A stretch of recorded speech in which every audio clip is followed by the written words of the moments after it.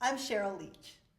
In this problem, we're going to be using a graphical approach to evaluate the limit as x approaches 2 of f of x. All right, well, exactly what am I doing here? Well, I want to see what happens to my function values as x gets close to 2. Well, in this case, my function is described as a piecewise function. The piecewise function says that I have 4 minus x as long as x is not equal to 2. Well, that's just a line, a y-intercept of 4 and a slope of -1. So you can see on my picture I have the line drawn. However, there's a hole in this graph, and that's because the function is only defined as that line when x is not equal to 2. When x is equal to 2, I move down to the second tier, and I find out that f of 2 is equal to 0. So that's where this point comes in. Okay, so now I want to find the limit of f of x as x approaches 2.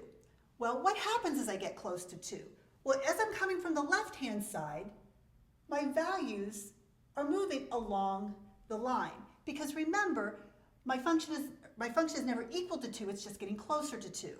And as I approach from the right-hand side, again, the same thing is happening. I'm going along that line. And as I'm moving from both sides, I'm approaching this point that's missing on my graph. The y-coordinate of that missing point is 2. You can see that in the picture. So as x gets closer to 2, the function values also get closer to 2, which means that the limit of my function as x approaches 2 is 2.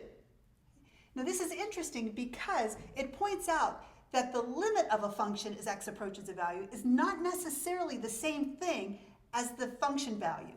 In this case, f of 2 is 0, but the limit of the function as x approaches 2 is 2. I hope this is helpful. Thanks.